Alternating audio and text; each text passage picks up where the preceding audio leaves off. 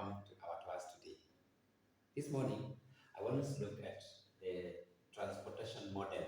We are transporting items from manufacturing plant 1, M1, M2, M3, and we are transporting these items to warehouse W1, W2, and W3. From the question, we have warehouse 1, warehouse 2 as 3, and we are told the capacity for this warehouse is 1 is 300.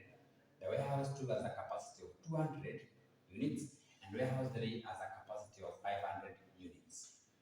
Similarly, the capacity of production from manufacturing plant 1, 2, and 3, M1, M2, and 3, we are having M1 giving a capacity of 400, M2 has a capacity of 500, and M3 has a capacity of 100. The total for the capacity of production for M1, M2, and 3 is 1,000 units.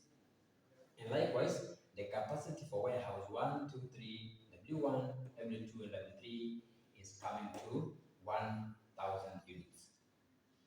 Okay, the question requires to get one, says using minimum cost method,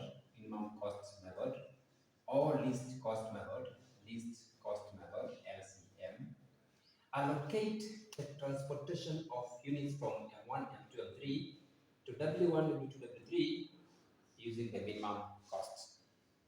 Now, the first thing to do is to look at the table where we have the 2, 1, 3, 6, 4, 3, and 7, 10, 3, 7, 8, 10, 8. These are the costs of transporting one unit from any of the manufacturing plants M1, M2, and 3 to our warehouses W1, W2, W3. So for example, the cost of transporting a unit of material from M1 up to W1 is 2 shillings. The same transportation of cost of M1 to M2 will be 1 shilling. So we look at this matrix, we look at this table, and we look at the smallest cost. The least cost here will be 1. Once we have identified the smallest cost, we consider the capacity of manufacturing plant 1, and we see it's 400. But the demand, the capacity of the warehouse 2 is only 200. So we shall identify at 1, we shall transport 200 from M1 to W2, and we shall write 200 from M1 to W2, and then because this 200 has been consumed, or we have already eaten up the capacity for W2, we shall cancel W2, and then we also come to the capacity of M1 and reduce by 200. So we shall have a balance of 200.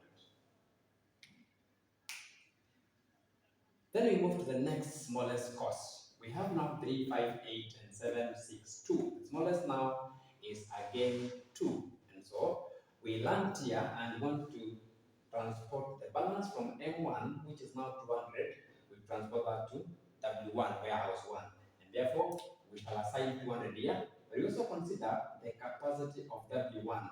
W1 requires 300, but then we have 200 balance from M1, and therefore we shall write 200 here. And then after doing that, we shall cancel out the capacity for M1 because we have assigned, we have transported 200 from M1 to W1 and 200 from M1 to W2, and we have already achieved our 400 capacity from M1. So therefore, we can now cancel out M1. The next smallest cost is 5. So out of the 6, 7, and 8, and 5, we have to assign some items from M2 to W3. So we look at W3, and we also look at M2. M2 capacity is 500, and W3 capacity is 500. So we move straight and assign the 500 from manufacturing plant 2 to warehouse 3. And because the capacity has been taken up, we cancel out the 500 and also cancel out M2. And because the capacity for W3 has been achieved, 500 has been achieved, we also cancel out W3. We only have one item remaining, and that is M3 to W1. And because we had given 200 from M1 to W1, and because we have given W1 200 and required 300, we cancel this and remain with 100. The only manufacturing plant that has not supplied anything is M3. The capacity is 100 for M3, and the capacity for W1, the remaining capacity is 100.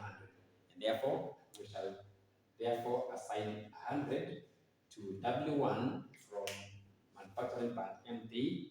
And looking at the capacity for W1, we have already achieved the balance, the 100. And then the M3, we shall also cancel because we have transported 100 items at the capacity of M3 to W1. That is the least cost assignment, or the transportation method using the least cost method, LCM. The number 2 question that the examiner will ask you, or has been asking, is to calculate, calculate the total cost of transportation. Total cost of transportation. We calculate the total cost of transportation by using our costs of transportation per unit and our transportation quantities. We transport M1 from M1 to W1 at 2 shillings, we are transporting 200. At 1 shilling, we are transporting 300. And at 7 shillings, we transport 100. And at 5 shillings, we transport 500. So therefore, the total cost of transportation will be 2 shillings, will be 2 shillings times 200 plus 1 shilling times 200 plus 5 shillings times 500. Then you add 7 shillings times 100, giving us 400, again 200, then 2500 and 700. This is 600, that one, and that gives us 3,800 shillings, this being the total cost of transportation from our manufacturing plant M1, M2, and 3 to W1, W2, W3. Thank you for watching. God bless you.